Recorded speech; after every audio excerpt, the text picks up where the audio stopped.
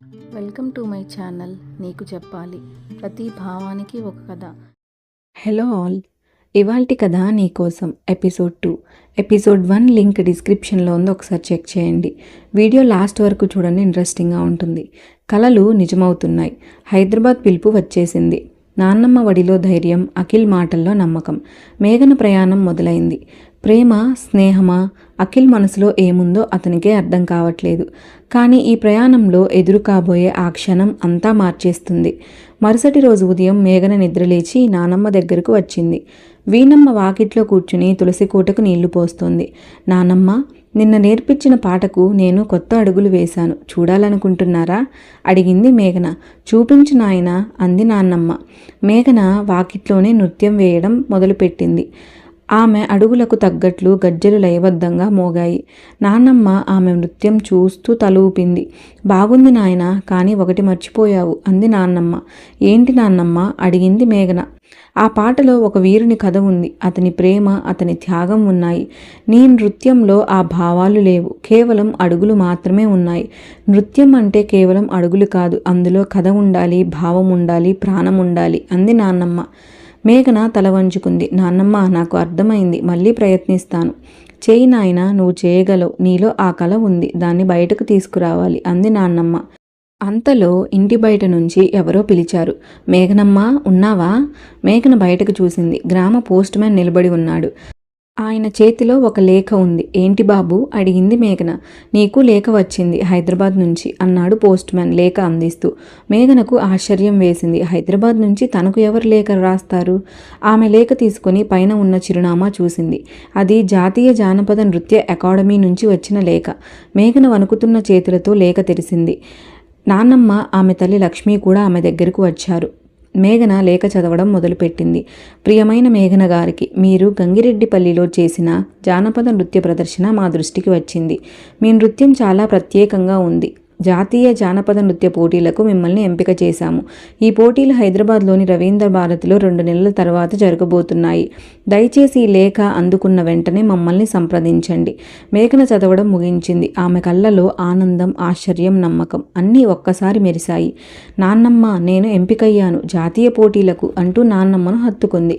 నాన్నమ్మ కళ్ళలో సంతోషం పొంగి పొర్లింది. నాకు తెలుసు నాయనా, నీలో ఆ కళ ఉందని నాకు తెలుసు. నువ్వు ఒకరోజు పెద్ద నర్తకి అవుతావని నాకు తెలుసు, అంది. లక్ష్మి కాస్త ఆందోళనగా కనిపించింది. మేఘు, హైదరాబాద్ అంటే పెద్ద ఊరు, అక్కడ ఎవరున్నారు మనకు? డబ్బెలా, ఎలా వెళ్ళాలి, ఎక్కడుండాలి అని ప్రశ్నల వర్షం కురిపించింది. మేఘన ముఖం కాస్త వాడిపోయింది.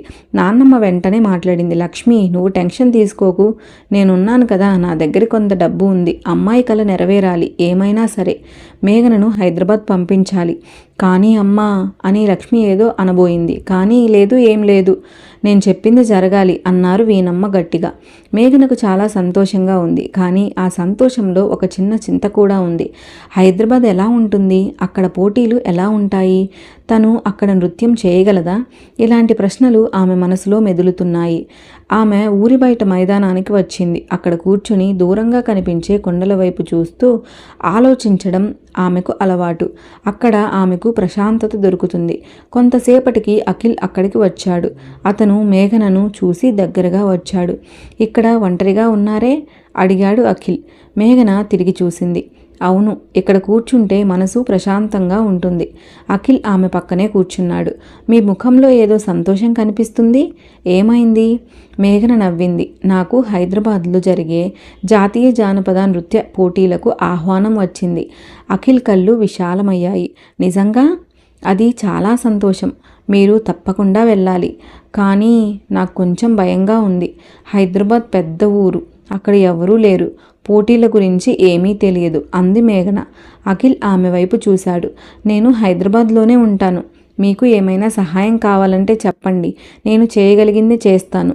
మేఘన ఆశ్చర్యంగా అతని వైపు చూసింది. నిజంగా? మీరు సహాయం చేస్తారా? తప్పకుండా. నేను ఇంకా కొద్ది రోజుల్లో హైదరాబాద్ వెళ్తాను. మీరు వచ్చినప్పుడు నాకు ఫోన్ చేయండి, నేను మీకు అన్నీ చూపిస్తాను, అన్నాడు అఖిల్. మేఘనకు ఒక రకమైన ధైర్యం వచ్చింది.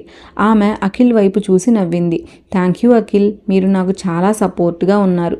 అది నా అదృష్టం మేఘన, నాకు మీలో ఒక ప్రత్యేకత కనిపిస్తోంది. మీరు తప్పకుండా గెలుస్తారు, అన్నాడు అఖిల్.